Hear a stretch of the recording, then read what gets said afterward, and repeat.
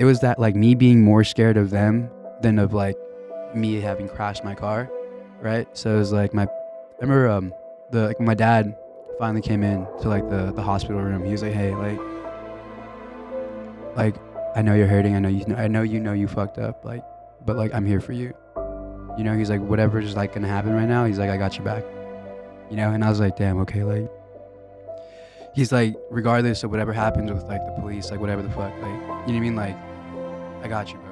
And I was like, okay, you know, like I gotta have me too, you know, because like that shit was heavy. My name's Eddie. My drug of choice was definitely cocaine and Adderall. I've been clean since August 27th. That was the date of like my accident. It's when I crashed my car. It's when I decided I kind of needed to switch things up a little bit. I'd say I grew up with a pretty like loving home, you know.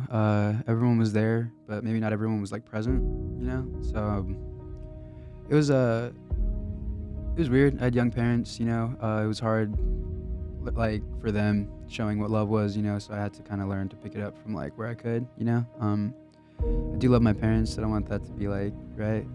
They did their best, you know. But there was learned pretty quickly like how to toughen up, you know, like how to keep a hard exterior, you know, just because you heard a lot of shit at home. Yeah, I have an older sister. She's 3 years older than me.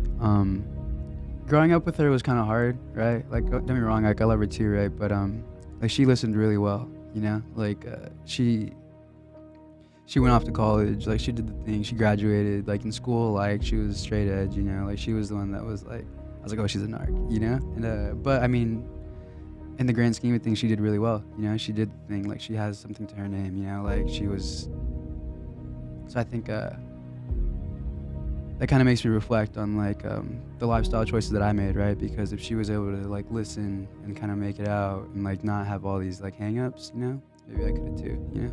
I kind of resonate with that, right? My dad wasn't in and out of prison, but my dad works a lot, right? Like his job would keep him out of the house for like 24 hours, come home, 8-hour fatigue, right? 16-hour shift right after that, you know, like he was just never home. You know, he missed all our games, you know, like he just wasn't there to kind of like regulate, right? And if he was, like it was at the end of the day, like after like, oh, like you got in trouble with mom, like dad's gonna come. Like, all right, when dad gets home, you know what I mean? That kind of thing. The friends I surrounded myself with, like they were doing pretty well, you know, like especially early on. Like I feel like sometimes like I'd have like a couple friends who were kind of troublemakers, right? But like my mom was always super present. She's like, oh, hey, stay away from that one, you know? And that kind of like helped me keep a radar on like the kind of people I should surround myself with. And the older I got, like the more I was like, wait, is that mine or hers, you know? So it kind of made me surround myself with some questionable characters, some people who were like into like some less safe things, you know, like drugs and alcohol, and just kind of starting with that. Like,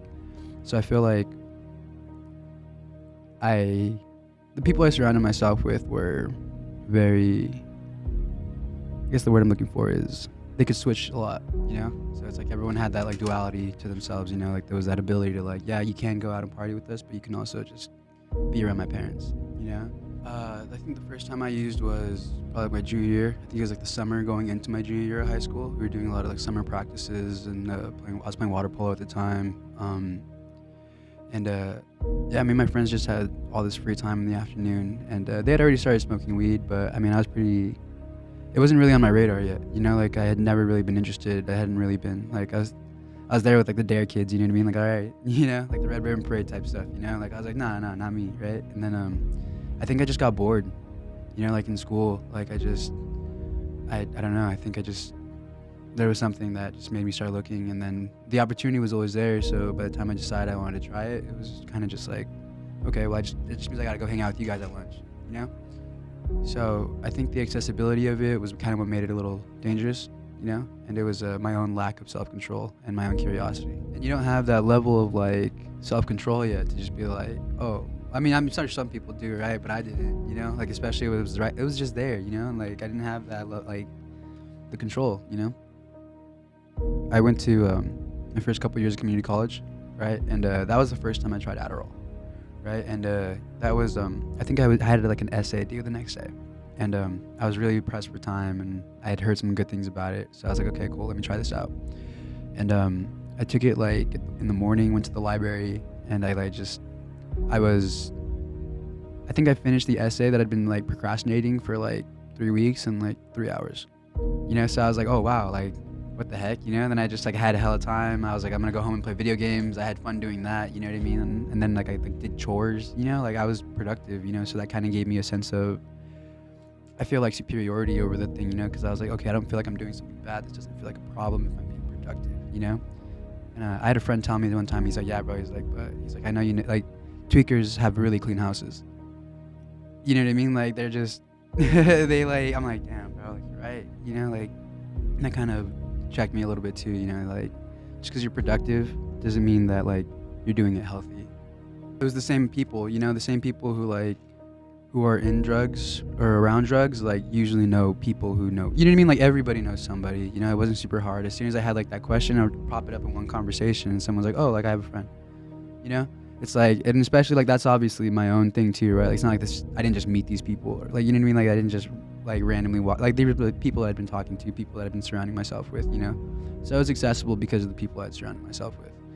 And I think when I first started, like I was only doing like 10 milligrams, right? Which isn't a whole bunch, right? I think that's what they give like kids, you know what I mean? Like to go to school with people with ADHD who actually have it. So like that was kind of cool. I feel like after it started, like I started needing more, obviously, right? And I started needing more to kind of like feel that longer. So I jumped up to like 20 and I'd start like halving it, right? So I'd take half in the morning and then half at like noon, right? So I kind of dose myself and I'd feel it through the day, just stay productive. I went to coke, maybe it's just the way I grew up, like, but like meth and heroin are still two things that I'm like absolutely terrified of, just like two things that like get me every time they come up in subject, like, oh. But yeah, like I definitely went to coke. I feel like it was weird because I wasn't like against it before that, right? Obviously between this like time period in my life, right? But I didn't really start using until like me and my ex broke up, and like I was just like, whoa, like I need to not feel this, and like that was the quickest way, and like it was just that was a weird like 2 years, like I went down that rabbit hole for a minute. Family knew I'd had some like some substance abuse issues in the past, right?